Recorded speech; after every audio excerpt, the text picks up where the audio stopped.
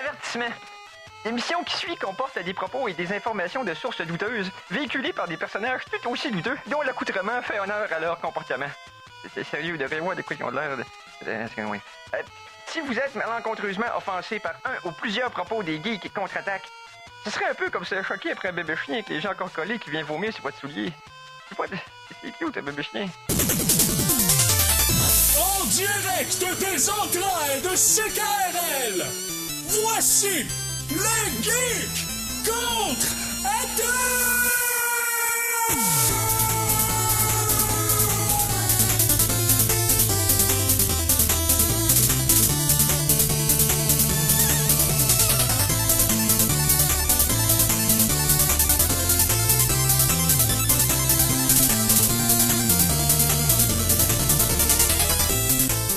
Samedi le 11 mai 2019.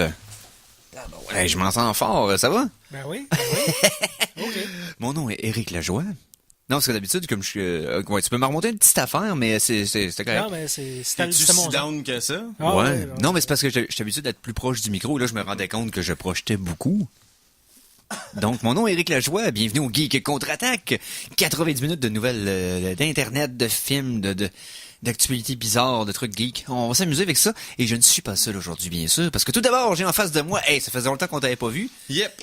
Philippe Jacques, salut. Salut tout le monde. Yes, on va parler de ton Retro Gaming Challenge. Ouais, on va garder ça pour... j'aime la formule que tu faisais avec tes films, fait qu'on va en parler d'après moi vers la fin. On va probablement parler de... J'imagine qu'on va encore se poigner sur du Star Wars comme à l'habitude. Ben, pourquoi pas.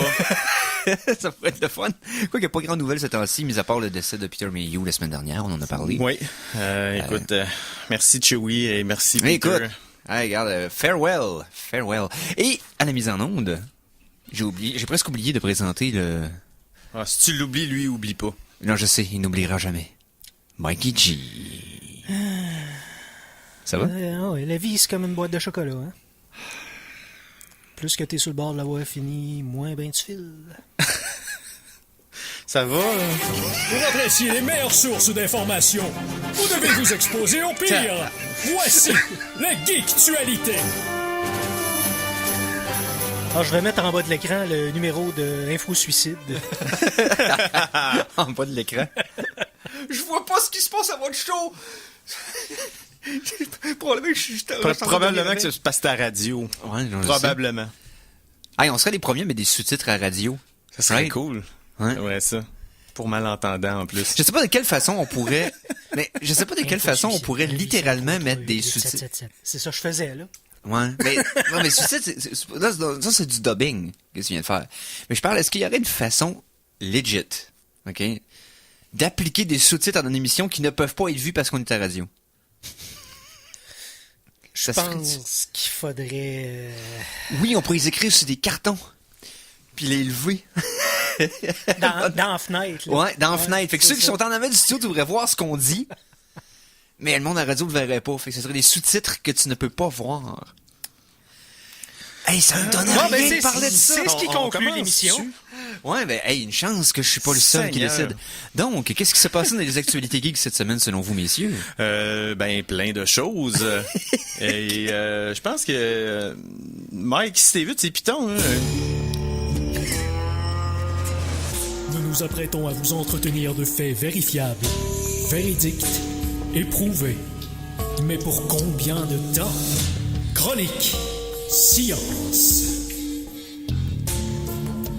Oh, chronique science pour débuter sur les chapeaux de roue. Une petite chronique science. Puis il même y a personne de décédé, finalement. Même que... ben, écoute, tant mieux. Hein? On va en profiter. Ouais, c'est ça. Fait qu'on salue tous les seniors du monde de l'entertainment qui sont encore en vie pendant un bout. L'univers geek est intact cette semaine, à moins que quelqu'un nous rappelle sur Facebook qu'on en oublie un. Là. Ah, des fois, ça arrive pendant le show. Là, c'est ça qui est terrible. Parce que pour l'instant, tout va bien. Tout va bien. Donc, on parle de science. Parlant de mort, puis on est dans la science. Un petit thème zombie. Voyons. Ah ouais, les thèmes. On a par-dessus l'autre. Ben là, c'est comme on a ouvert une parenthèse d'une parenthèse. Ouais. C'est le temps de prendre votre hache, votre couteau ou tout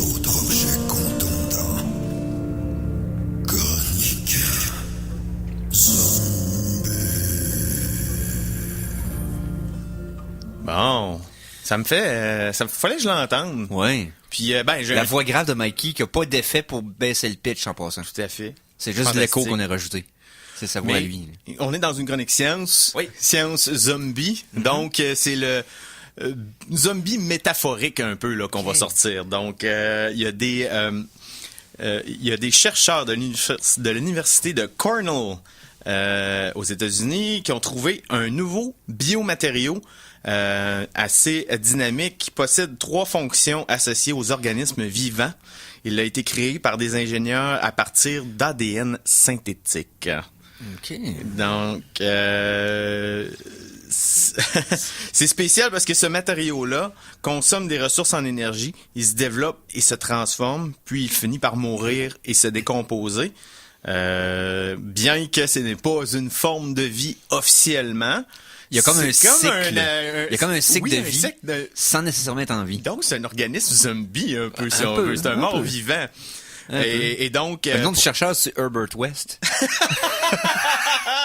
Elle est bonne.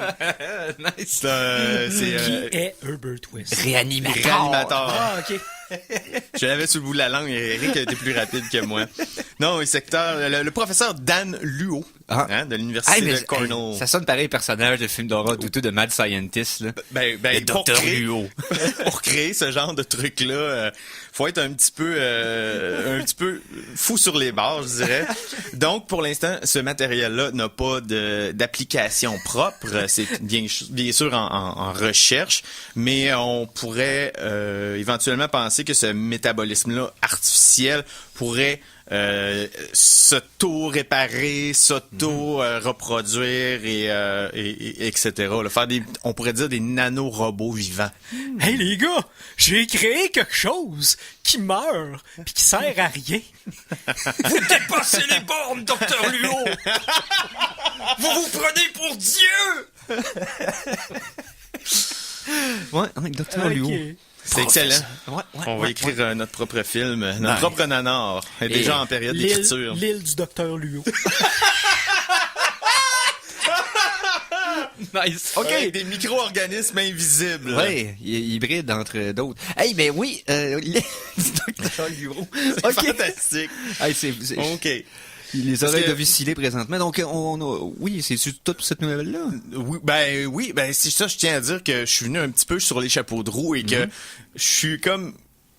D'habitude, je suis hyper trop préparé. J'ai trop de nouvelles, j'ai trop d'affaires, j'ai tout lu mes dossiers, je suis au courant de tout. Et là, je suis un petit peu à la dernière minute, fait que, ça se pourrait que je trouve les points ronds un peu, mais... Non, mais c'est correct, on a eu du fun avec le docteur. Avec le docteur Luo, tu sais. Oui. Il arrive des affaires que je m'attendais pas, puis c'est fantastique. La magie de la radio. Une autre nouvelle, Mikey, de ton bord? Ben, là, j'étais trop occupé avec le trop docteur Luo, là. Moi, j'ai quelque chose, On a enfin trouvé un plastique qui serait recyclable à l'infini. À l'infini? Oui.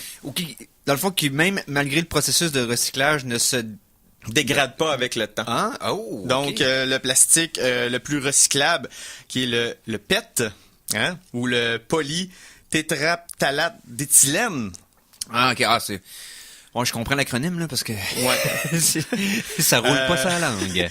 C'est principalement recyclé présentement à un taux de 20 à 30%. Oui. Le reste finit généralement dans les incinérateurs ou dans les décharges où il va prendre des siècles à se décomposer. Donc, c'était le temps qu'on y pense. Donc, ce plastique-là est un bloc Lego au niveau moléculaire, qu'on pourrait dire. Donc, on peut le transformer à volonté, y ajouter des textures, des couleurs différentes, puis en le démanteler, le remanteler, et il va tout le temps se reconstruire dans le sens quand on manipule. Dans le fond, t'as pas à truquer la fusion des molécules aussitôt que tu veux le recycler, dans le sens qu'ils vont s'imbriquer par elles-mêmes. Le processus se fait tout à fait naturellement parce qu'il est hyper... Malléable. T'entends-tu le bruit? Il y a quand même un bruit, là. Je parlais à travers de mon chapeau. Ouais, OK. Ouais, je parlais à travers mon chapeau. Non, mais ça résume bien. Ça résume bien la situation, je te dirais, que j'ai dans l'article. La plupart des plastiques actuelles sont pas été conçues pour être recyclées. Mais c'est ça. C'est quand on les assemble au point de vue moléculaire, ça donne un nouvel aspect là, surtout une nouvelle perspective. Surtout qu'une des méthodes précédentes pour le plastique, étant donné qu'ils voulaient essayer de moins polluer, il avait essayé de faire en sorte que le plastique était plus mince pour les bouteilles d'eau, exemple. Oui. Comme ça allait accélérer la biodégradation du plastique. Le problème, c'est que ça fonctionne pas comme Il y a une prévu. autre affaire qu'ils ont Parce que essayé le de faire. plastique se désagrège dans l'eau de ce que tu bois, tu sais. Fait que si tu gardes ta bouteille trop longtemps, ou ceux qui réutilisent les bouteilles d'eau, c'est dangereux parce qu'il est tellement mince puis tellement friable que moléculairement il se défait dans ta bouffe. Fait que c'est comme pas. Il y a pas juste ça aussi, je sais pas si tu te rappelles, il y a quelques années, je te dirais 10-15 ans, Oui. il avait essayé de remplacer tous les sacs de plastique par des sacs biodégradables. Oui. Si tu as remarqué, ça n'existe plus ces types de plastique-là. Et pourquoi? C'est parce que les gens, même si c'était biodégradable, au lieu de les enfouir ou les envoyer au compost, Oui. les envoyaient quand même à la récupération. Et le tri, s'il était mal fait, ces sacs-là se ramassaient dans des sacs vraiment recyclables, probablement faits en OK. PET, Ouais, des sacs de sacs. polyéthylène. Ouais. Donc, quand que tu prends ce plastique-là puis tu le mets dans le mix d'un plastique recyclable normal, Oui. le composé biodégradant vient altérer la recette et ton plastique fini, recyclé, devient friable et inutilisable. À la fois, ça brisait le recyclage des autres produits. OK, ouais. Fait que ça a gâché la chaîne de recyclage, fait qu'ils n'ont pas eu le choix de s'en débarrasser. Anyway, ces sacs de plastique-là, si, comme Mikey le dit, si à la maison tu as un sac de sacs qui sert à les réutiliser plus tard, ces sacs-là étaient très désagréables. Moi, j'ai tendance à garder mes sacs. Sans Et compter qu'il fallait que t'es double ou que t'es triple si tu mettais moindrement quelque chose qui pesait plus que 6 grammes. Je veux dire, t'amenais une bouteille de bière dans ton sac puis ça parçait, ça se rendait même pas à Ben la là, porte du dépanneur. on s'entend qu'à cette heure, les sacs de plastique actuels sont rendus tellement minces Ouais, que ça c'est- fait ça quand même. Ouais, je sais. Mais à l'époque, les sacs étaient plus épais. Ouais, et quand ok. tu faisais un sac de sac, tu te ramassais avec un sac en pleine décomposition dans ton Ouais. tas de sacs. C'était dégueulasse. Effectivement. Puis c'est beaucoup mieux. C'est heure qu'on achète des sacs en toile, là. Oui. Qu'on oublie tout dans nos garde-robes ou dans le char parce qu'il faut qu'on en Tout à rachète fait. un chaque fois parce que ça a l'air Je que... suis le premier coupable, Eric. Tu sais, moi, je veux sauver la planète, mais T'arrives à moi aussi, l'épicerie, j'ai oublié à la maison, mon sac. Mes sacs sont chez nous avec les 300 autres à faire le party dans le Fait que- garde-robe. On peut, Fait que là, on tu peut dis, faire, de toute façon, les geeks, on peut faire brûler des tires à volonté. Parce qu'on sauve déjà la planète. Non? Je suis un peu... Non. On continue de faire des efforts, Viens-je de Mikey. faire un sophisme? Peut-être un peu. Tu fais de la musique avec ça? Hey, oui! OK. Ah non, c'est pas ça que tu parles, ok. Non, c'est pas de ça que je parle. La chanson de la semaine! OK, on va se calmer, hein? On va écouter un petit peu de musique. Donc, la première chanson que j'ai amenée cette semaine, c'est sur overclockremix.org. C'est plus dans le registre plus tranquille. On parle d'une version orchestrale d'une chanson qui l'était déjà. Je parle du jeu, le maintenant récent classique Dark Souls. Donc, la pièce qui joue quand on affronte l'antagoniste final, Gwyn, Lord of Cinder. Donc, nul autre que le monsieur qui se bat avec une épée en feu. Hein? Le Seigneur des Cendres. Non, Cinder, c'est pas ça. Cinder, c'est de la braise. Bon, le Seigneur de la braise. Cinder, c'est pas Comme cendre avec... Vois ce que t'as essayé de faire? là? Cendrillon, lui, là. Non, c'est ça, Cinder, C-I-N-D-R, c'est pas cendre avec un accent anglais. Ça, c'est Ashes. Mais voilà. d'accord. Donc, le Seigneur des braises. Merci pour la leçon d'anglais, Eric. De rien. Maintenant, la leçon de musique. I have a car. My toaster is toast. Donc, la pièce nous est amenée par Ophanin. C'est sorti cette semaine, c'est pas hier là, sur overclockremix.org, donc c'est tout frais. Donc, Dark Souls, la pièce s'appelle Fire Fade With Me. On écoute ça au Geek Contre-Attaque.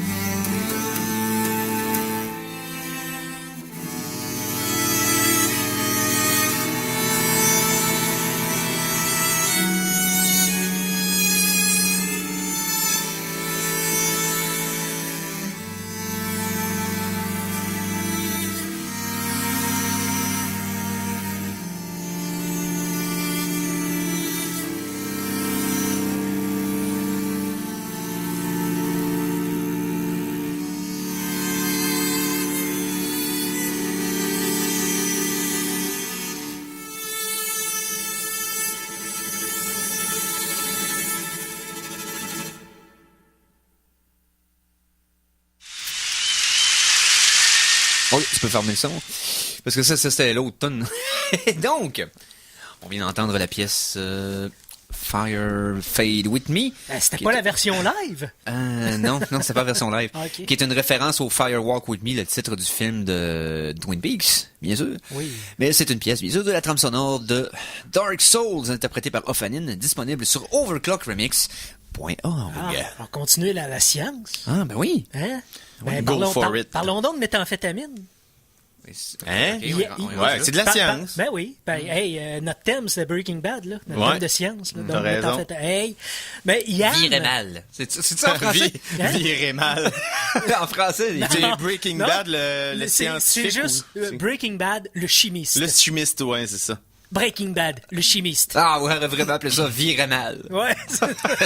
Ça aurait été cool. Ben ouais, c'est ça que ça veut dire. Ben, c'est littéralement. c'est ça qui se passe dans le show, en Ah plus. ouais, il vire mal. Oui. Ok, Bon, continue. donc, parlons de Yann, qui consomme de la méthamphétamine depuis 2011. Bonjour Yann. Bonjour. Maintenant, il a une machine dans sa tête. Il a des électrodes dans son cerveau qui contrôlent, d'après ses dires, sa joie, sa colère, sa tristesse et son deuil. Donc, pour l'empêcher, en fait, c'est la Chine qui a fait ça à Yann.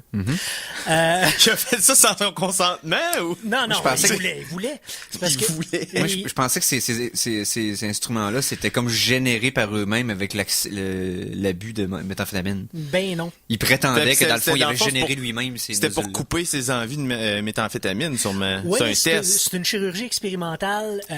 C'est la Deep Brain Stimulation. Wow. Bon, la DBS. C'est très controversé, mettons. Ça peut coûter 100 000 $ aux États-Unis. C'est probablement pour ça qu'il l'a fait faire en Chine. C'est finalement des électrodes qu'il y a dans son cerveau et il y a un fil qui sort dans son cou. Il peut toucher à son fil.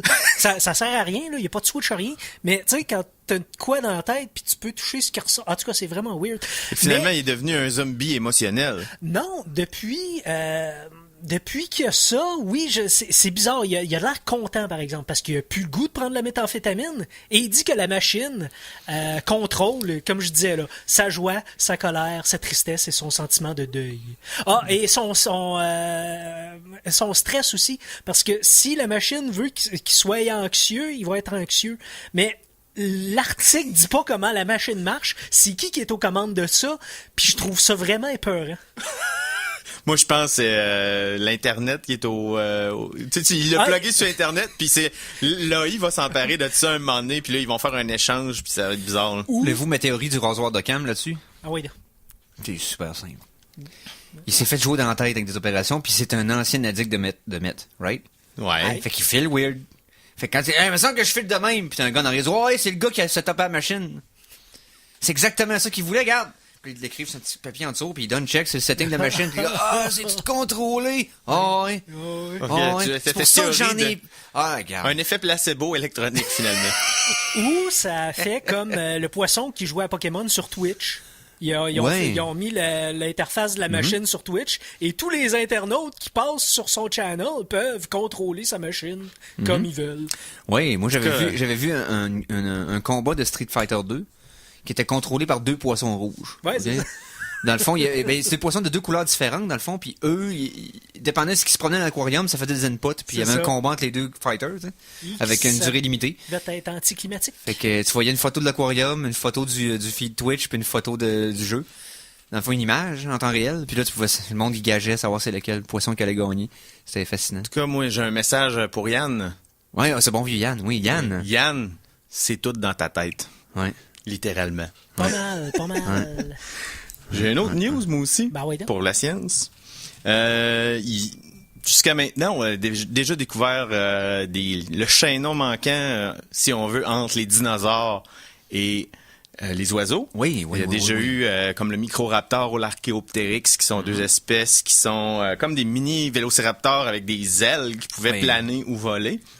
Mais là, on a découvert le chaînon manquant entre le dinosaure et la chauve-souris. Oh. Ils ont découvert un C'est, fossile de dinosaure avec des ailes proches de celles d'une chauve-souris au nord-est de la Chine. C'est l'Amboptérix Longibrachium, qui vivait il y a 160 millions d'années. Ses ailes étaient vraiment avec des membranes et, comme les chauves-souris, étaient soutenues par l'élongation de son humérus et de son cubitus. Donc, pareil comme la chauve-souris, là, carrément. Donc, les ailes connectées aux mêmes places. Là. Oui, c'est ça. Ouais. Bon, on le voit ici, il est très mignon. On dirait vraiment... Il y a une gueule de dinosaure oiseau, mais avec des ailes de chauve-souris. Hey. Poste-les sa page Facebook, il est cute. OK, Avec son nom complet. c'est bon. Je vais faire ça tantôt. Ça me Nice. surprend qu'il y avait des photos couleurs à cette époque-là. Bien sûr, c'est une Ok. illustration artistique Ah, OK! de l'Académie chinoise des sciences. On dit que je suis nono. Donc, on n'est pas sûr si c'est une espèce qui volait longtemps, comme la chauve-souris est capable de soutenir son vol pendant des périodes allongées, Oui. l'oiseau également. Mais c'est ça, ces espèces-là de dinosaures, souvent, pouvaient plus planer que voler. Donc, c'est pas certain pour l'instant, donc parce que c'est une découverte récente.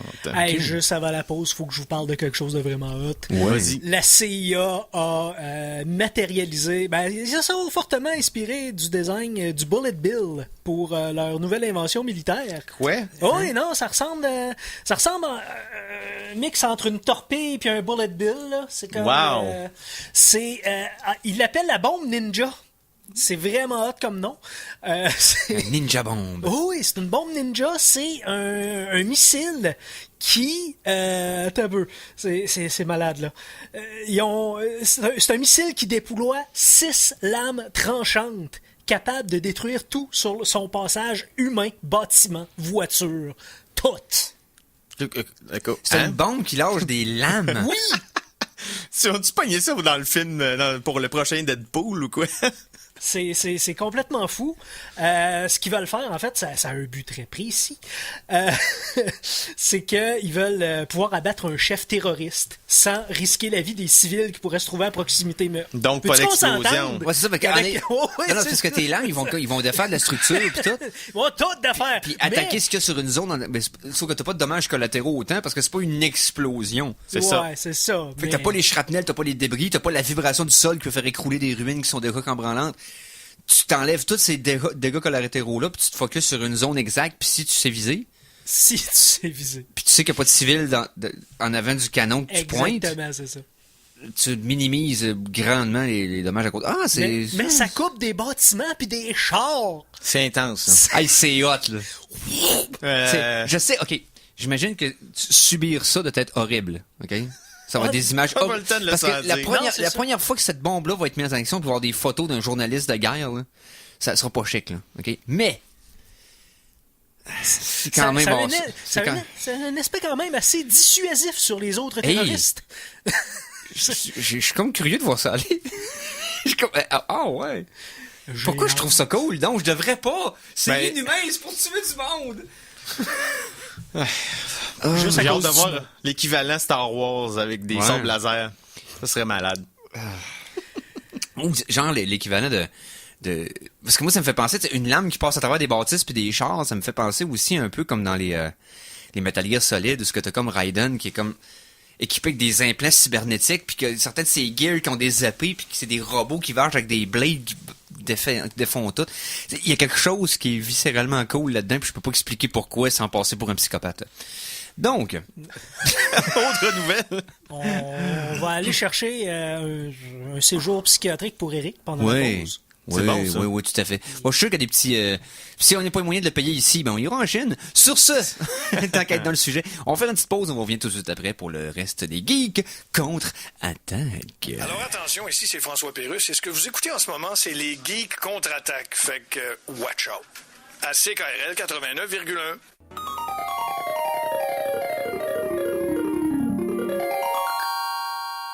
De retour de la pause, revoici les geeks contre-attaque! Chronique Cinéma!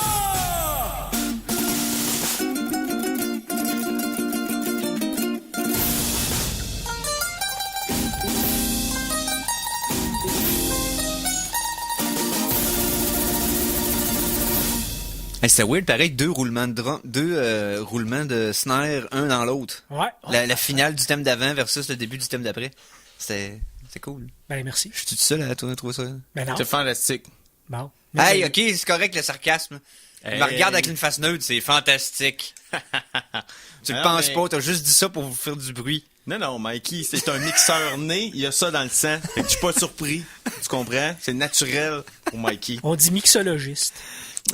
Je suis pas sûr que c'est la même mixologue, chose. C'est avec de l'alcool. Ah, ok. Mais ça, je suis capable. Je sais que t'es capable aussi. Ouais. Je mixe ça dans mon estomac, là, puis ça sort par mon urètre, là. C'est fou. T'as-tu des nouvelles de films, Eric? Il y a 2 bandes annonces qui sont sorties cette semaine.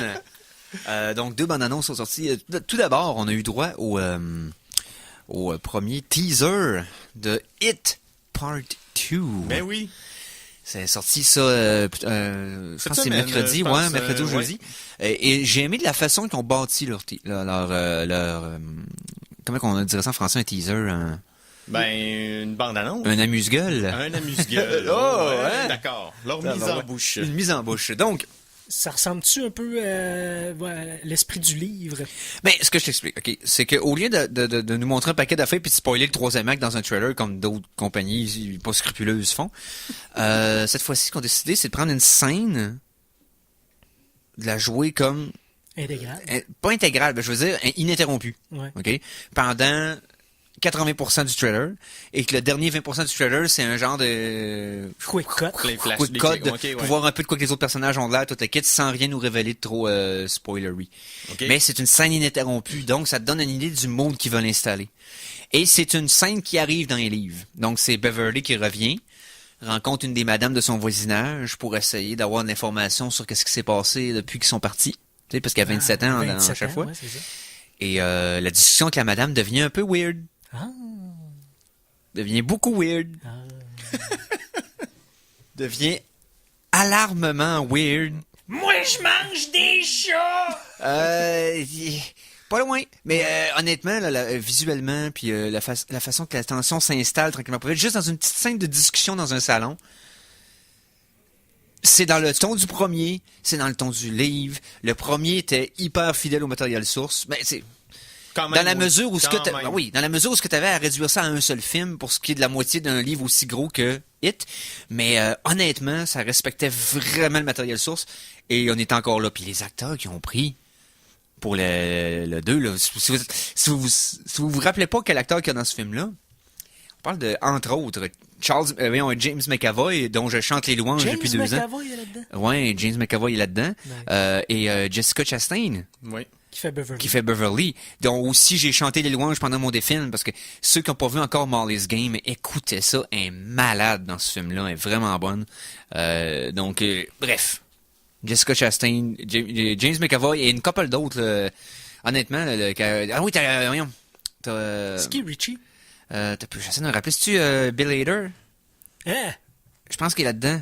Ah, Bill ouais. Hader. En train de te Ouais, sortir ça. ouais, ça, sera pas long. sors-moi la liste. Parce que la liste est intéressante Mais des acteurs moi, qui sont dans le livre. Moi, j'ai pas eu la chance de le voir encore. J'ai comme T'as pas vu été. It? Eh ben, j'ai vu le premier film. Ah, le premier, oui. J'ai vu le téléfilm original. J'ai Oui. lu les 3 Oui, romans. ok, t'es un fan.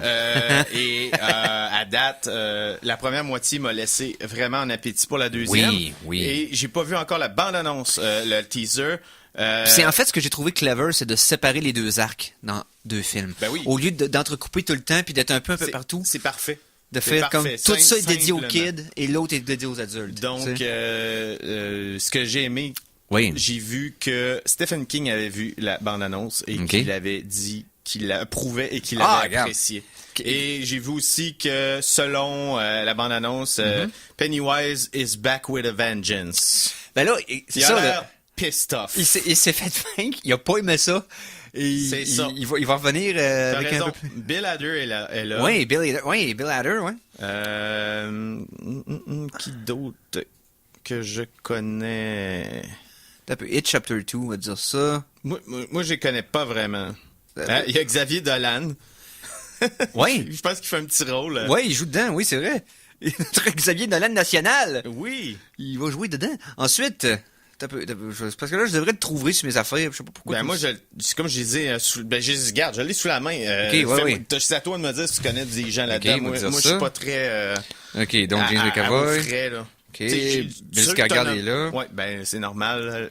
Pennywise en personne. Il y a certains des acteurs qui reprennent le rôle des enfants encore. Oui. Donc, on va peut-être avoir des flashbacks. C'est sûr qu'on va avoir des flashbacks parce qu'ils sont tous au générique. Effectivement. Mais les acteurs, sinon, c'est ça. On est pas mal nommé ceux qui étaient connus, t'avais raison. Ouais, ça ressemble à ça. J'ai hâte de voir. Souvent, vous êtes plus au frais que moi sur Netflix ou... Au fait. Ouais, anyway. Nos faits sont plus au frais. Oui. Sont plus frais. Voilà. En tout cas. T'as compris ce que je voulais dire.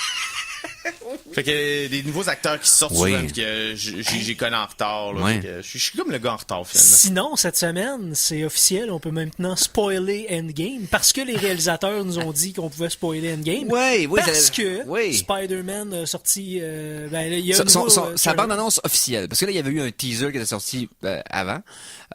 Mais maintenant, on a une bande-annonce officielle de Spider-Man Far From Home. Et je l'ai pas écouté. Et là, j'ai une raison. Parce que on m'a dit... N'écoute pas cette bande-annonce, c'était écrit sur le net. N'écoute pas cette bande-annonce, t'as pas vu encore Endgame. Exactement. Puis t'as même Tom Holland qui fait un petit... Hein? J'ai écouté les conseils, j'ai pas écouté la bande-annonce. Parfait. C'est bon. Puis la bande-annonce, mis à part ce qu'elle implique pour la suite des événements après Endgame, l'aftermath d'Endgame, reste que ce que ça semblait révéler, j'ai pas vu de surprise, là. Je sais pas pour toi, Mikey, là. C'est pour pas rien spoiler à notre ami Phil, là. Même dans le teaser, ça révélait des choses. Non, parce que dans le teaser, dans le fond, il y avait l'air à donner l'indice que Mysterio allait être un good guy. OK? Ouais. Et là, la deuxième bande-annonce indique plus que Mysterio jouerait une game pour être finalement le bad guy. Mais moi, je suis pas surpris. Je le sais que c'est un antagoniste. Je le sais que c'est un vilain de Spider-Man depuis que je suis jeune. Ben, c'est pas un punch pour moi, là. Il paraît que dans les comics, il était parfois ambigu aussi. Ouais, un peu comme le Riddler dans le vilain de Batman dans DC. Je trouve que c'est deux vilains qui se ressemblent beaucoup. Là. Venom l'a fait beaucoup aussi. Venom est devenu un anti-héros parce qu'il était populaire. Ouais. Alors que Riddler et Mysterio sont devenus des ambigus parce qu'ils ont été écrits pour être comme ça. Mais je sais pas Riddler, mais Mysterio, c'est un pompier pyromane. C'est juste Au ça. départ, oui, mais Quentin Beck, il y a eu des arcs de rédemption, toute l'équipe. Il y a certains des vilains de Spider-Man qui ont eu des arcs vraiment intéressants. Parce que aussi fou qu'il y avait de l'air, fallait qu'ils écrivent comme du monde. Tu comprends? Parce que s'il y en a qui est pas gâté comme Spider-Man là, pour ses vilains, là, les costumes, là, ça fait dur. Là. Le Kraven the Hunter, là. D'un, sont tous verts et jaunes parce que Spider-Man est rouge et bleu. OK? Pensez à ça comme faut, là. Green Goblin, il est vert. Le Scorpion. Octopus, il est vert et jaune. Le Scorpion, il est vert. OK? Le Vautour, il est vert. Electro, il est vert et jaune. Ils sont tous verts et jaunes. OK? Toute la gang. Kraven, il est jaune, principalement. Ils ont tous le même setup de couleurs. Les costumes sont cheesy. Ah et à chaque fois qu'ils ont essayé de les updater, ça a pas marché. Ah, le Sandman! Quelle couleur qu'on t'a plus de le voir? Vert. Et voilà. Et beige. Vert et beige, là. Mais c'est les deux seules couleurs qui existent apparemment dans le Rogue Gallery de Spider-Man au complet. Eric, dans le monde de l'imprimé, les couleurs, ça coûte cher. Je le sais. Ça coûte cher, les couleurs. Écoute, tu parles à un des plus grands fans de Spider-Man depuis sa naissance. La première photo, une des photos que j'ai de moi de plus jeune, qui est debout par moi-même, là, j'avais un rang de gros punching bag de Spider-Man, j'écoutais ça quand j'étais kid. Le point étant que je sais que c'est le même. Dit-il en ayant un chandail de Spider-Man sur le dos présent. Ben oui, en plus, tu sais, j'étais un fan, là. C'est pas ça le problème, là. Je suis au courant des failles de mon univers préféré. Mais reste que, oui. Parlant d'univers. Dans le trailer, ce qu'il n'y avait pas dans celui ouais, mais attention. Non. On quoi? Ben, spoil pas à Phil. Ben non, je spoil rien, là. OK. C'est juste que on est introduit au concept. Non! OK, je dirais pas. Ouais, parce que si tu le dis, tu donnes une des mécaniques principales de Endgame qu'on sait pas avant que le film commence. Comprends-tu? Parce que c'est pas hinté avant que le film arrive. Mais c'est d'autres choses dans Endgame, là. En tout cas. OK, c'est bon. Repense à Infinity War. Est-ce que ce film-là justifie ce que tu étais sur le point de parler? Ben moi je trouve que c'est plus Far From Home qui le start vraiment, là. Mais... Oui, tout à fait. Sauf que c'est directement lié avec le speech puis ce qui se passe dans Endgame. Bref. Bref, on va Je veux pas le arrêter. spoiler à notre C'est collègue ça, parce c'est que ça correct, serait plate. c'est correct, Mais c'est correct. bref, c'est un dans concept de le sci-fi qui rouvre un paquet de possibilités. C'était à moi de voir Endgame avant. Oui. À un moment donné aussi. Oh, J'étais oui. encore une fois en retard. Bref, reste que ça reste intriguant. C'est le fun de voir qu'ils vont all-in dès le premier film qui va suivre Endgame. Ça, je vois qu'ils prennent pas le temps de laisser la poussière retomber. Ils font comme, OK, on a installé ce concept-là. Maintenant, on prend la balle et on court avec. Moi, ce que je suis curieux par rapport à l'univers de Spider-Man tel Oui. qu'on le connaît présentement, c'est que Tom Holland semble très, très, très compétent pour le rôle avec tout ce qu'on a vu à date. Il est commis au rôle, oui. Il est très commis au rôle. Maintenant, Spider-Man est très, très imbriqué dans l'univers de Marvel. Oui. Mais on rappelle qu'il appartient encore à Sony. Et Oui. Sony, même s'ils permettent Marvel de l'utiliser, ils peuvent à tout moment décider de le retirer de cet univers-là puis de faire leur propre chose à C'est leur d'ailleurs côté. C'est dangereux. Oui, c'est d'ailleurs une belle transition sur le sujet que je veux qu'on parle après la pause musicale. Donc, Mikey. La chanson de la semaine 2! Chanson de la semaine numéro 2. D'habitude, c'est la chanson de film, la deuxième tonne. Mais cette fois-ci, je vais y aller avec ma chanson Weird. Yeah! La chanson de film, ça va être Phil qui va l'avoir ramenée. Yes. Yes. Donc, la chanson Weird. Mon Parce moment que préféré. je suis rendu avec ma l'émission toune, à cette heure. ma toune nanar, ma toune douteuse, ma toune C'est parfait. questionnable. Pour les fans de musique musique rock progressive des années 70, vous allez me trouver honteux d'avoir pris cette toune-là. Mais pour le public en général, vous allez vous demander en cibole ce que j'ai trouvé ça. Le groupe s'appelle Focus. Focus, focus. Hocus Pocus de Focus, mais Ben pas voyons. n'importe quelle version, OK? Juste le titre me faisait rire, right? C'est malade, cette tune. Hocus Pocus de Focus? Fantastique. OK, il n'y a pas de parole. C'est un gars, bref, qui fait du yodel, qui crie, qui siffle, qui fait tout ce qu'il fait pour faire un bruit qui va être intense puis qui va grimper jusqu'à ce que la tonne reparte. Mais ce qui est plus fascinant de la version que j'ai amenée, c'est une version qu'ils ont faite live dans leur première prestation publique au UK, dans le fond, à la BBC dans les années 70, plus principalement en 73. Il terminait une émission de variété dans laquelle il faisait une prestation live. Il était low on time, donc il lui restait pas beaucoup de temps pour l'émission. Il lui restait 4 minutes pour l'émission. La chanson qu'il voulait faire, Hocus Pocus dans ce cas-ci, dure 7 minutes. Ouais. Ils ont dit, vous pouvez en faire un autre? Ils ont dit, non, on va faire celle-là, on s'organise. Et ils l'ont fait plus vite. Et la version de la toune est tellement meilleure live à vitesse qu'à fond qu'ils ont réenregistré la toune quelques cette années plus vitesse-là. tard. Qui se trouve, je pense, c'est Hocus Pocus Part 2, où ce que là est à vitesse de la version live qu'ils avaient faite, puis live ils jouent tout le temps, ils l'ont joué toujours à cette vitesse-là après. Mais c'est Ok. Focus qui l'ont fait? Oui, Ouais, ouais. c'est eux Ok. autres mêmes. Je pensais que c'était Ils jouent, reprise d'un autre band. ils jouent leur propre tune, mais plus vite Wow. pour se grouiller avec l'émission finisse. Fantastique. Et je suis plus capable d'écouter la version originale tellement la version live. Ok, moi, je connais Parce l'original. que l'original est trop lente. Mathématiquement, là, c'est presque 2 fois plus vite, ça, là. Parce qu'elle est Presque. 7 minutes, Oh, puis là, ouais. elle dure 4 minutes 20. Ben, c'est ça. C'est 6 minutes quelque chose, à la 4 minutes 20. On écoute dans le fond Hocus Pocus de Focus live 1973 à 0.50 de speed. C'est malade. Wow.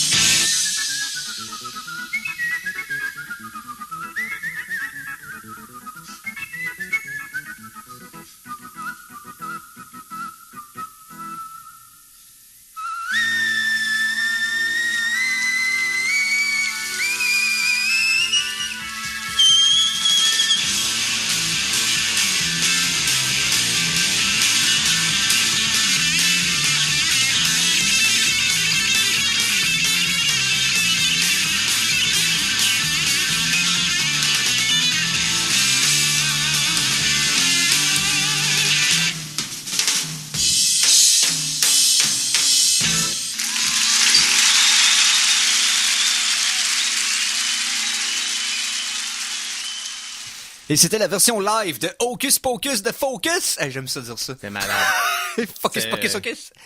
Hocus Pocus, Focus. Hey, anyway, tout ça pour dire que, à ce vitesse-là, je suis plus capable d'écouter l'original. Je trouve qu'il y a un seul bric-à-bras. Je suis comme, Ouais, je suis d'accord. avance. Mais j'ai un le saviez-vous à mentionner par rapport Oui. à cette tune-là. Oui. Le saviez-vous, le groupe Iron Maiden a déjà enregistré une version de Hocus Pocus de Focus pour le single Different World en 2006.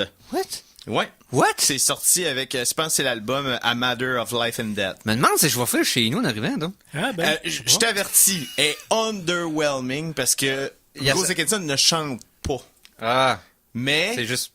la guitare malade. Ah, C'est ok, cool. ben Pour oui. les fans de Maiden puis les Oui. fans de Focus. Là, c'est on n'entend pas Dickinson faire du yodeling. Non, là. mais c'est ça, moi j'étais comme au bout de mon siège, il va te chanter, il va-tu le faire? La première fois que je l'ai écouté, puis déception. Déception, mais quand même très bonne pour ceux qui connaissent Maiden, c'est pas une...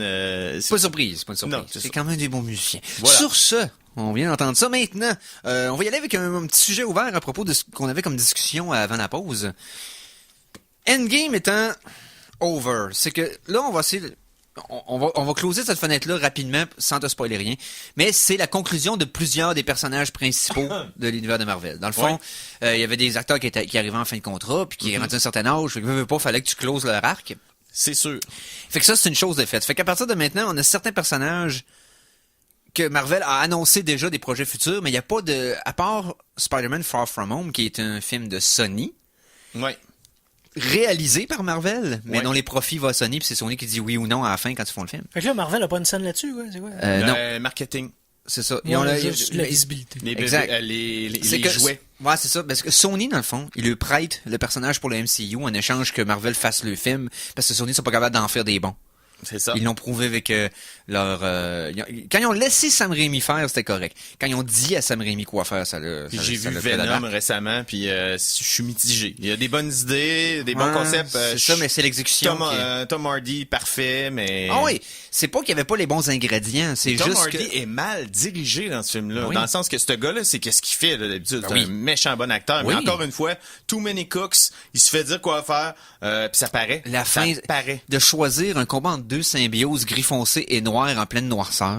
C'est une décision de Michael Bay, ça, je pense. C'est parce que c'est des choix créatifs qui auraient pu être choisis différemment. Tu sais, y a personne qui t'oblige quand tu le mets sur la Mais page. le vilain est-tu... Tu comprends ce que je veux aussi- dire? Oui. Mais le vilain aussi, est-tu non-threatening, là? Je parle le personnage, là. Le vilain a le syndrome de la phase 1 de Marvel, phase 1 et 2.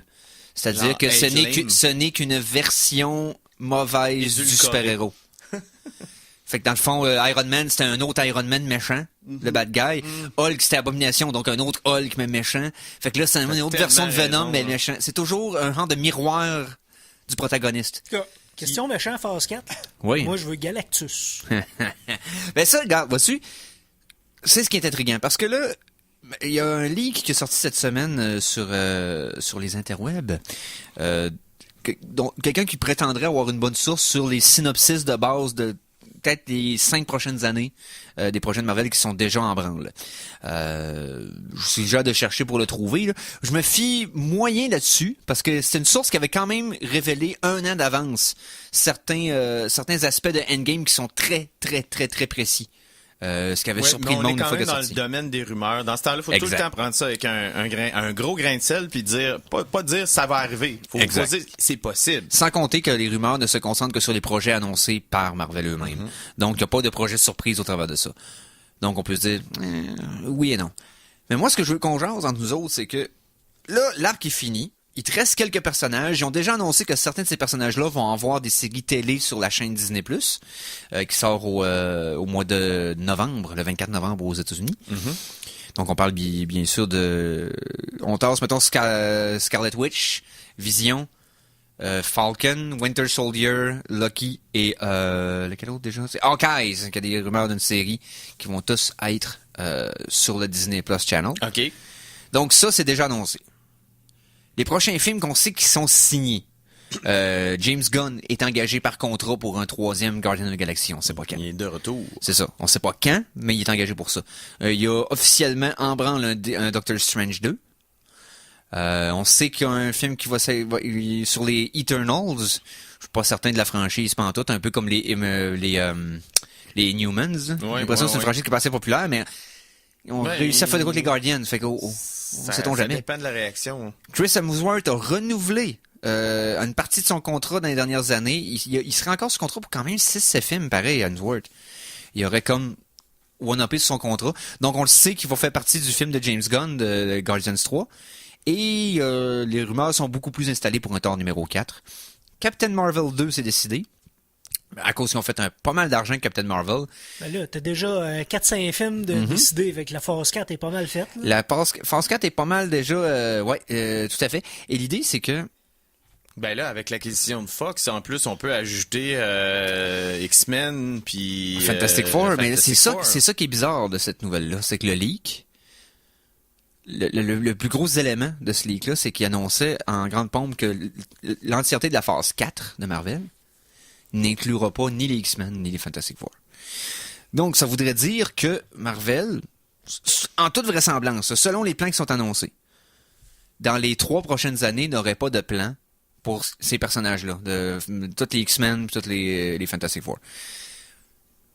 Moi, je trouve que c'est correct de donner un break à ces franchises qui ont été plus ou moins ratées par les compétiteurs depuis un certain temps. Surtout avec Dark Phoenix qui sort cette année, qui est comme le chant du cygne des films de Sony. Non, c'est pas vrai. De Fox. Oui. Il va rester encore New Mutants l'année prochaine, mais peu importe. Là, ça va être terminé après ça, cet arc-là. Par contre, ce que j'avais ce que je me demandais, c'est que, OK, si tu dis on prend 3 ans de break pour ces personnages-là, puis on donne le temps de finir les autres arcs des personnages secondaires qu'on a installés, puis après ça, on en start des nouveaux, ça nous donne plus de potentiel puis de longévité pour notre matériel, ce qui est une décision tout à fait normale. Ben moi, je pense que c'est mieux de prendre ton temps justement pour les intégrer. Oui. Tout est tellement bien imbriqué avec Marvel que 3 ans, pense-y, c'est rien. Ils vont prendre le temps de les intégrer comme il faut dans un film culminant plus tard dans la phase 4. Puis après ça, ils vont passer à ces personnages-là. Possiblement. Par contre, tu fais quoi avec Deadpool? C'est ça ma question. Parce que Deadpool... C'est-tu quoi? Deadpool... Je le laisse dans sa propre bulle. Parce que si tu viens le mettre dans tout, il va tout fucker. Ça gâche tout. Deadpool, tu peux faire ce que tu veux avec. C'est ça qui est fascinant. Non, Deadpool fait ce qu'il veut. Oui. Tu fais pas ce que tu veux avec Deadpool. Non, mais je veux dire, en tant que... Il te laissera pas faire, Mikey. En tant que propriété intellectuelle dans le marché présent, tu peux faire ce que tu veux avec. Parce que lui, il peut changer d'univers entre l'univers de Sony, de Fox, excusez-moi, et celui de Marvel, en étant tout à fait conscient qu'il vient de se faire racheter par une autre compagnie. C'est Deadpool. Deadpool sait qu'il est dans une BD, dans la BD. C'est pour ça que ça scrape mettons, mets Deadpool en Infinity War. Ça scrape un peu. Pas dans Infinity War. Non, tu peux l'inclure comme personnage secondaire dans un autre film, se rendre compte qu'il peut pas être grossier dans ces films-là. Il sait qu'il y a juste un fuck parce que c'est PG-13, il part pour le dire, quelqu'un d'autre le dit, puis il le tue. Tu sais, il y a façon de jouer avec ça pour l'inclure tranquillement pas vite. Je très mal dans un film qui a tendance à être plus vers le dramatique, tu sais. Les films de Marvel sont très légers. Ils sont légers, mais je veux dire... Endgame, oui, c'est dramatique parce que c'est la conclusion. Mais je parlais pas de ce film-là. Moi, je te parle de l'inclure tranquillement pas vite. Guardians un peu plus, là, mais... Ou dans une version terrienne des Guardians. Un genre de regroupement un peu hétéroclite. Le fun, que tu peux t'amuser avec eux autres. Tu sais, mon point étant que le personnage est très hot présentement dans la culture populaire. Oui. Ryan Reynolds, tout ce qui touche fonctionne depuis quelques années. Détective Pikachu. Oui, mais entre autres cette semaine. Là, D'ailleurs, j'ai pas vu les chiffres de box-office pour hier, mais Pikachu semble s'en tirer pas si pire. Quand même, les critiques sont très bonnes. Les critiques étaient mitigées au début de la semaine. Cependant, les fans sont très vocaux au sujet qu'ils aiment. C'est ça que j'allais dire, oui. C'est que l'audience semble vraiment apprécier. Donc, ça, c'est une bonne nouvelle parce que même si le film est correct, d'un point de vue de film de jeux vidéo, on s'entend-tu qu'on est des 1000 au-dessus des meilleurs d'avant, là? Puis on a notre copain qui vient de sortir, puis on s'entend-tu que c'est pas les mêmes attentes, là. Exactement. Puis d'ailleurs, je salue Marc-André Genet, alias Rétro Barbu, à qui on a déjà parlé en entrevue, puis qu'on communique avec sur Facebook de temps à autre, qui fait des vidéos sur YouTube ou qui joue à des jeux rétro avec son neveu. Donc, salut Marc-André, parce que lui, il est allé le voir cette semaine, puis il nous a parlé justement de ça, que le plafond de verre de la qualité des films de jeux vidéo, ça serait élevé avec Détective Pikachu, puis c'était souhaitable. Oui. Parce que enfin, ça sera plus vu comme un style qu'on peut comme garrocher du monde puis les abandonner là, puis faire un film boba juste pour exploiter une franchise puis ramasser à cette cash parce qu'il y a des fans finis. Ils vont essayer de faire de quoi de meilleur. Ça serait le fun. Est-ce que vous voulez les chiffres Ouais. aux États-Unis ou mondiaux? Les deux. Les deux aux États-Unis, à date, il a fait 20 millions. OK. Worldwide, 64. Hey, c'est pas pire. Sur un budget de 150 millions.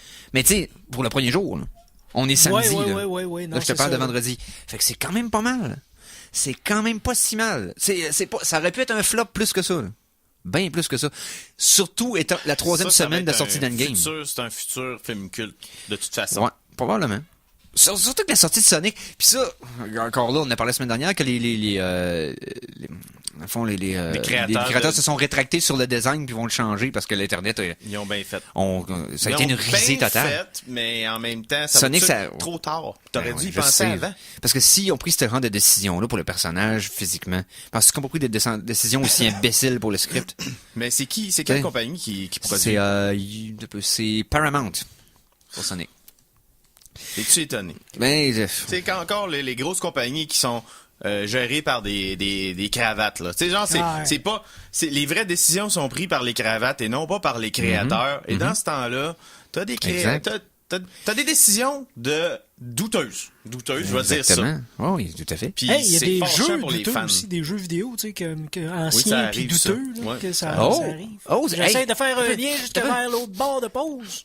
Ouais, tu sens pas ça? Ça sent la transition. Ça sent le segway, en Comme un petit odeur de transition. On fait une pause. On revient tout de suite après. Attention, ici c'est François Pérusse. Et ce que vous écoutez en ce moment, c'est les Geeks contre-attaque. Fait que, watch out. À CKRL 89,1.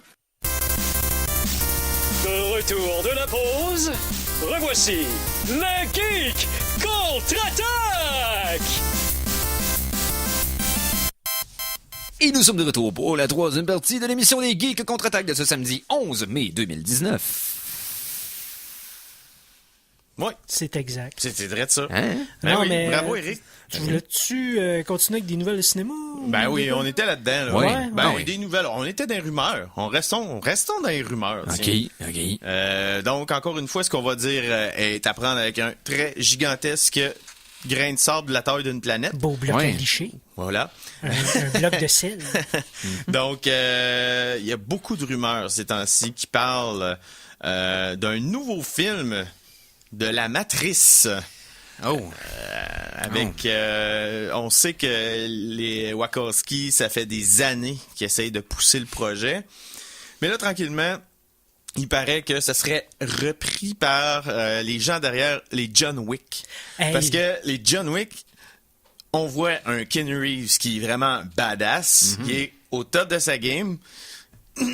Et avec des réalisateurs et des scripteurs qui sont quand même compétents. Qui comprennent comment mettre de l'action à la caméra, comme trop de directeurs depuis à peu près 20 ans l'ont oublié. Et oublier peut-être, ce serait peut-être une bonne façon d'oublier aussi le côté un peu philosophique gnangnan qui était amené dans la Matrice 1 qui marchait, puis que les Wachowski ont pas réussi à justifier dans les deux autres. C'est que je pense que... C'est rien qui est rendu un poids mort. Ouais, rendu là. c'est que le 1 en soi est un film de sci-fi sans faille. C'est-à-dire qu'il raconte une histoire Tout à fait. originale, qui suit son concept à mort jusqu'au bout et qui pousse plus loin que tu t'attends en tant qu'auditeur. Il y a un Et- début, milieu, fin, avec Exact. une belle fin ouverte. Mais, tu sais, Exactement. correct. Mais Ou c'est que encore le une mythe fois- qui est hinté est aussi tripant que le mythe qui t'est présenté. Mais parce qu'après ça, ils ont démystifié ça en nous montrant ce qu'il y avait en arrière, puis nous montrant Zion, puis nous montrant tout le reste en CGI boiteux comparé au premier, parce que je compare même pas les Matrices 2 et 3 aux films récents. Là. Le premier look mieux que le 2 et le 3. Souvenez-vous-en, là, les scènes avec Laurent Smith qui se bat à la Dragon Ball à la fin, c'est bien cool. Mais ça paraît pas bien, là. Non. C'est, Mais parce que tu les vois- premiers ils ont été filmés de façon spéciale avec des caméras qui Oui. pas qui tournent, Puis mais le deuxième, c'est du en CGI fond, à c'était une côté. salle ronde qui était entourée de caméras. Oui. Donc chaque shot était tourné dans cette salle-là spéciale et les autres ils les ont fait en CGI, c'était plus facile. Exactement. Ça coûtait moins cher. Bref, Mais là, un en nouveau fait, Matrice.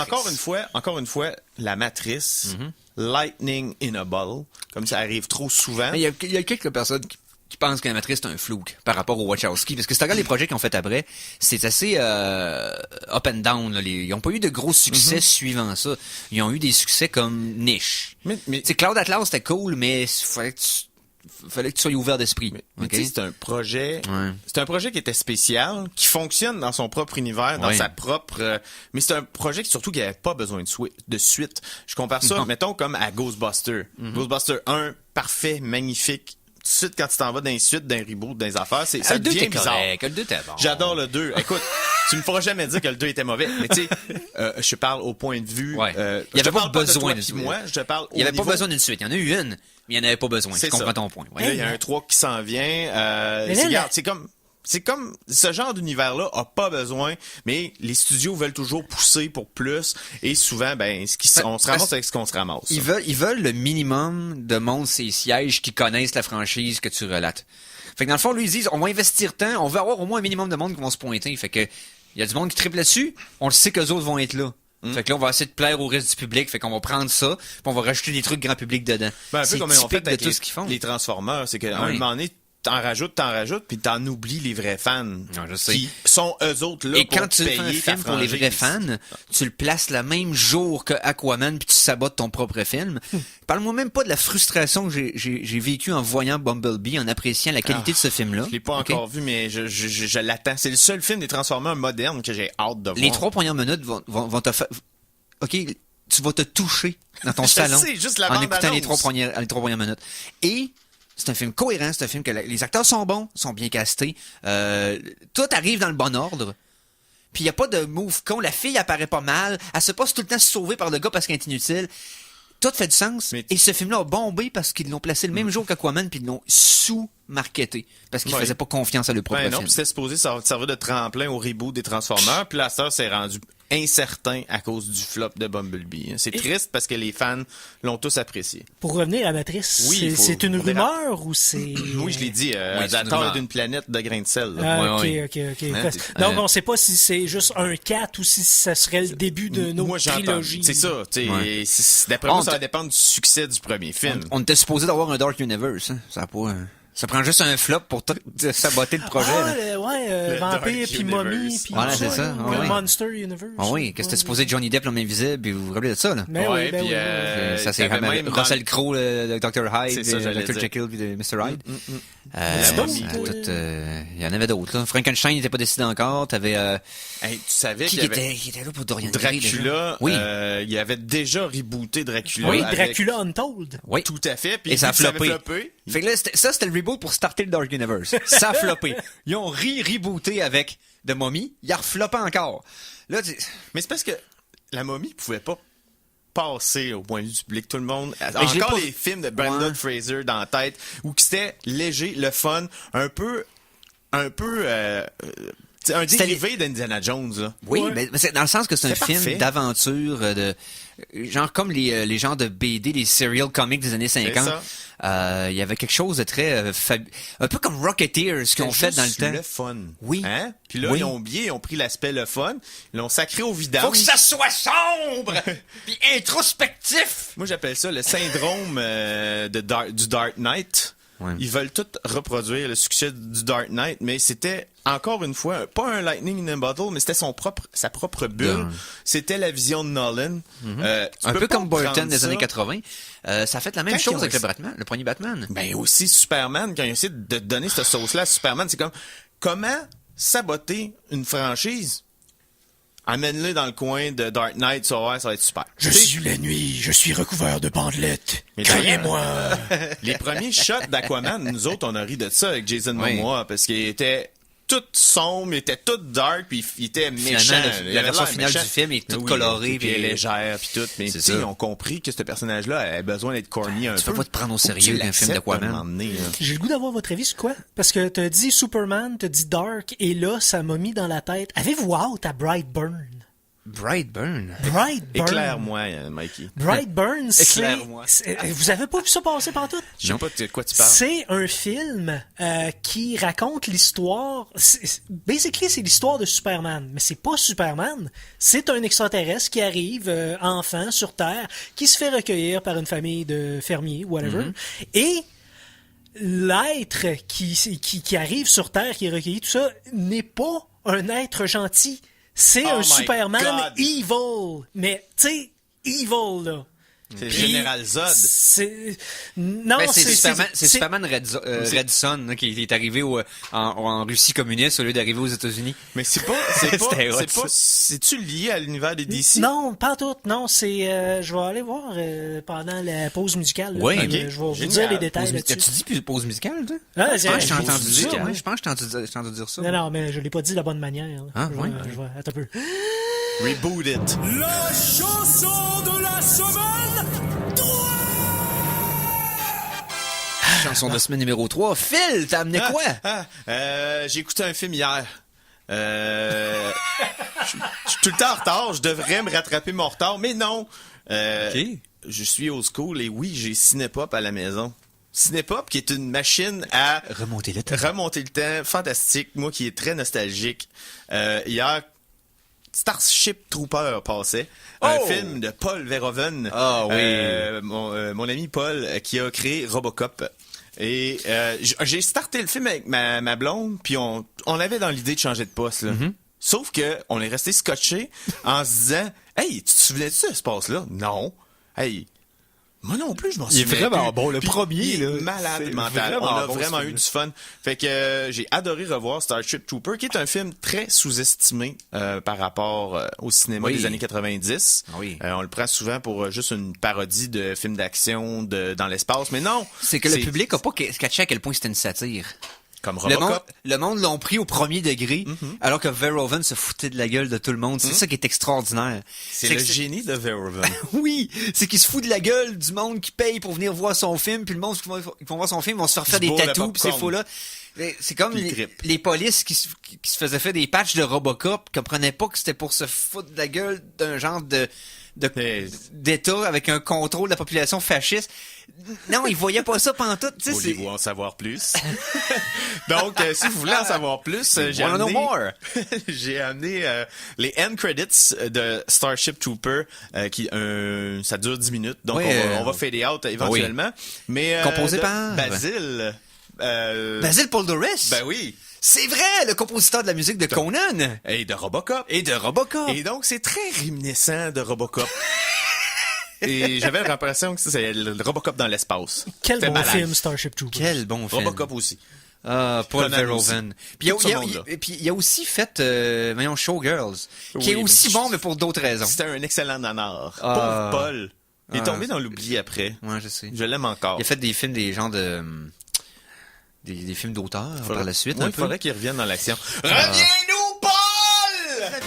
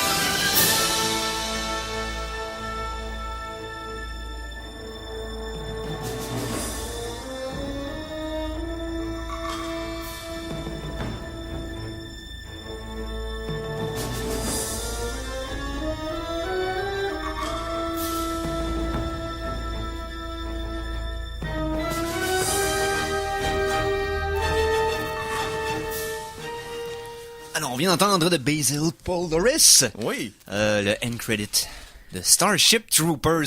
Hey, si vous avez pas vu ça, gâtez-vous. Quel bon film. Malade. Quel bon film. Hey, Encore puis, bon présentement. avant de passer à l'autre sujet, je veux vous dire que le réalisateur de Brightburn est David Yarovesky. Et Brian et Mark Gunn sont des auteurs, et il y a James Gunn qui est associé au projet aussi.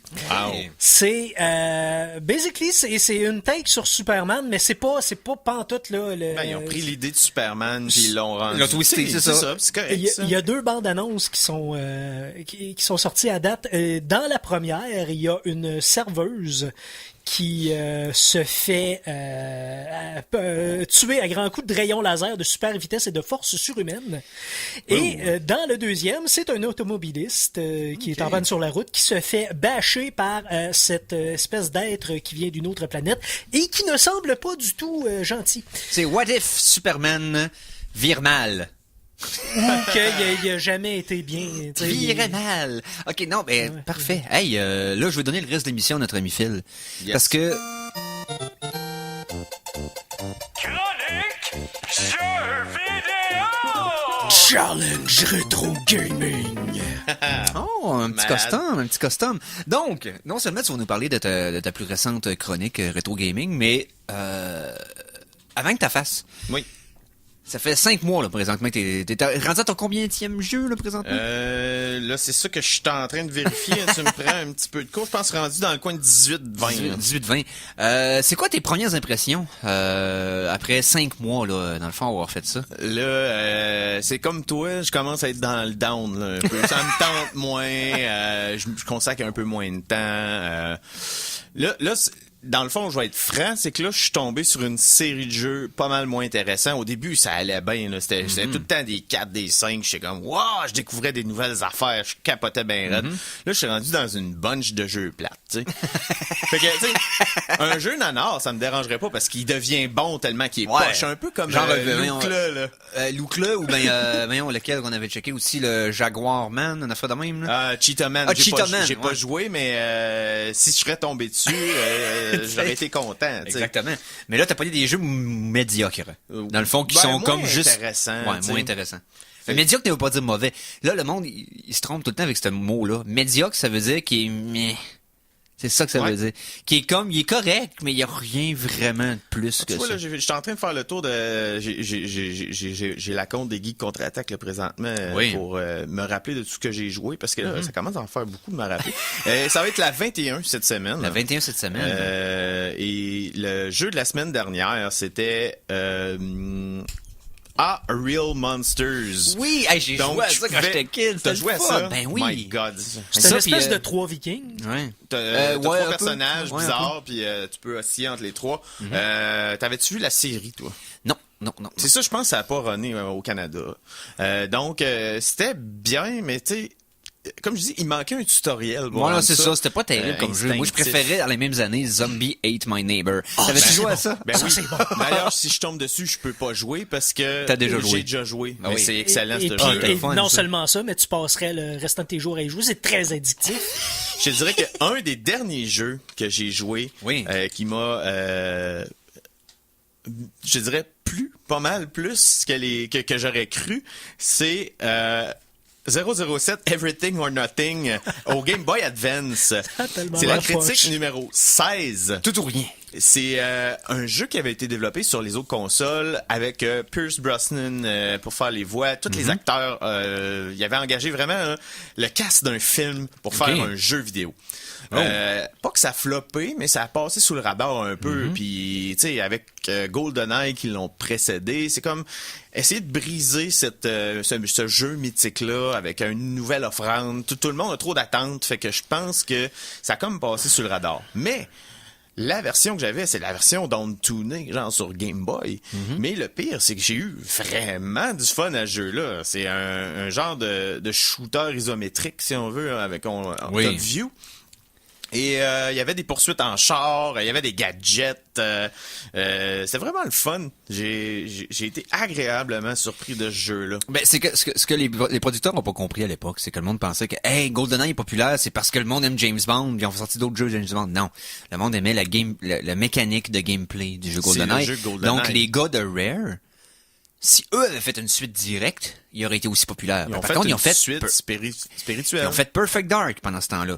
Fait que les fans de GoldenEye, ils ont pas switché aux autres jeux de James Bond, ils ont switché aux autres jeux de Rare. Donc, ils ont switché à celui-là. Et quand les gars sont partis de Rare, ils sont allés faire le jeu, la série Time Splitters. OK. Donc, qui se trouve à être le même engin physique et la même mécanique que les jeux de GoldenEye, mais dans un univers de personnages qui se promènent dans le temps, donc dans différents setups, plaquettes. Si vous avez pas joué au Time Splitters, c'est comme jouer à des GoldenEye après, là. C'est vraiment wow. cool. Time Splitter 3, là, il est capoté, il y a le multiplayer et ça. Ouais, c'était une série qui était au PlayStation à l'époque, mais c'était vraiment tous les gars, l'équipe qui avait travaillé sur GoldenEye et Perfect Dark. Donc, mais c'est ça, c'est ce gars-là fallait suivre, pas la franchise de James Bond. Ils en ont sorti plein des weird au PlayStation. Mais je suis tombé quand même sur un jeu qui était un peu nanar, là. Celle-là, c'est le plus nanar dans la gang. Oui. Ça s'appelait Capitaine Tomadé. C'était Oh une oui, super la tomate qui vole puis qui donne des coups de poing. C'est un vertical shooter, un peu comme Gradius, Life Force, R-Type. Donc, c'était intéressant, mais... Non, c'est pas vertical, excuse-moi. R-Type, il est horizontal. En tout cas, vertical, c'est plus Twin Bee. Ouais. 1942. Ah, oui. Fait que on prend ce genre de jeu-là, mais la Neo Geo, c'est parce que c'est des jeux d'arcade qui ont remis sur une console. Oui, c'est vraiment une console où c'est que les jeux d'arcade étaient portés presque intégral là, sur la console. Donc, je comprends l'esprit quand tu es sur une borne d'arcade, mais quand tu es rendu dans ton salon, il y a beaucoup de jeux de la Neo Geo qui sont pas intéressants. Ouais. Ça en fait partie. C'est de valeur parce que je sais pas si tu vas tomber par hasard sur ce jeu-là, mais si tu peux tomber sur Revenge of Shinobi okay. Sur la Neo Geo, c'est une des meilleures versions de ce jeu-là qui existe. Il y avait une version de Genesis, la musique est extraordinaire, mais le jeu était très très limité par la console, alors que la version arcade était pratiquement inchangée de sa version d'arcade à la version Neo Geo. C'était chanceux de tomber là-dessus. Mais là, présentement, c'est quoi la prochaine console qui s'en vient, toi, là? T'as peu. Okay. Je vais faire un petit crochet et tout. Un autre jeu que j'ai aimé pour les mauvaises raisons. C'est Armorins Project Swarm, la critique numéro 15 au Game Boy Color. Parce que ça me faisait penser au jeu de Jurassic Park sur la Super NES. Oui, je me rappelle de ta critique. Tu sais, dans ce temps-là, quand t'es jeune, tu reçois une cassette. Même si tu l'aimes pas, tu finis par jouer en boucle avec. Puis faire le tour. Puis ce jeu-là, plus tard, il reste dans ta tête comme étant un entre guillemets, un jeu. Classique, mais c'est pas un classique pantoute, t'es tout seul à avoir joué. Moi, ça m'a fait ça avec les aventures de Bayou Billy. Personne ne se rappelle de ça. Mais j'avais eu ça en cadeau quand j'étais... Ça prenait le gun, je l'avais même pas. Fait que je faisais tout le temps le premier stage, puis après ça, j'ai arrêté. Donc, cette semaine, on commence à être pressé par le temps. J'ai tombé sur un simulateur de vol de F-14 Tomcat sur Game Boy. Oh, c'est quoi le nom du jeu? Turn and Burn. Turn and Burn. Il y avait la version OS NES qui s'appelait Turn and Burn No Fly Zone, que j'ai déjà loué à l'époque et joué beaucoup, qui était un jeu qui était dans ma tête excellent pour une SNES à l'époque, mais sérieux, en noir et blanc puis résumer les commandes d'un avion à 4 pitons. C'est pas une bonne idée. J'ai pas réussi. J'ai réussi à m'élever dans les cieux, à aller en zone de combat, mais j'ai jamais réussi à rattraper le MiG en face de moi et à y tirer dessus. Là. C'est impossible. Ça a-tu été Rage Quit? Ça va être pas mal un Rage Quit, puis moi, je vais combiner les deux critiques, parce que l'autre choix que j'avais, c'était un jeu de FIFA Soccer. Je suis pas un amateur de sport tant que ça, fait que j'ai passé à l'autre.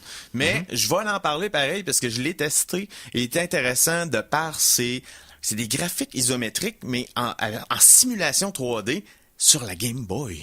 Et ça paraît quand même impressionnant pour l'époque. Okay. Donc, je vous promets de rejouer une petite heure là, avant de faire une critique officielle sur le site. Mais ce serait le premier jeu de sport là, que je critiquerais. Okay. Donc, mais celui-là est pas mal plus intéressant. Et je te dirais que crème sur la Game Boy Color, là, sur la Game Boy normale, classique, c'est impressionnant. Nice. Donc, pour la prochaine console, c'est la Game Boy Color. Oh, Game Boy Color. OK, Oui. donc est-ce que j'imagine que tu vas demander un chiffre à nos nombreux fans avec peut-être un S? Ben là, faut que je vous chicane les fans, là. Ayez pas peur de commenter avec des chiffres, parce que là, c'est ça l'affaire. L'affaire, c'est que les gens donnent pas assez de chiffres, fait que des fois, je tombe sur un jeu qui marche pas. Des fois, je tombe sur... Donc, Un jeu soyez que pas t'as déjà gênés. joué. Donnez juste un chiffre. Yes. Là, pour la Game Boy Color, ça va être entre 1 et 531. Donc, sur la critique de Game Boy normal, vous allez pouvoir mettre dans les commentaires un chiffre entre 1 et 531, et ça sera le prochain jeu que je vais critiquer. Je me dis, je vais en mettre un chiffre parce que à chaque fois je like, mais je veux pas de chiffre. Je suis Vous une êtes merde. plusieurs dans cette situation. Ouais. Et ça m'aide à au moins avoir un spec, là. Excellent. Hey, merci d'avoir été là, Phil. C'était super cool de te voir. Oui. Puis on va suivre ton Retro Gaming Challenge pendant le reste de l'année 2019. Ben oui. Vous avez suivi le mien, on trouve bien suivi le tien. Merci à Mikey Boy. Ben, avec console. ça me fait plaisir. Demain, si vous voulez me voir, je vais être à Belleuil. Cité Latina sera là après la pause à CKRL 89.1. Ah ben là, la capitale Ben oui. des borgnes. Donc, merci d'avoir été... Quoi? Alors, merci d'avoir été là. On se pogne la semaine prochaine. Salut les geeks!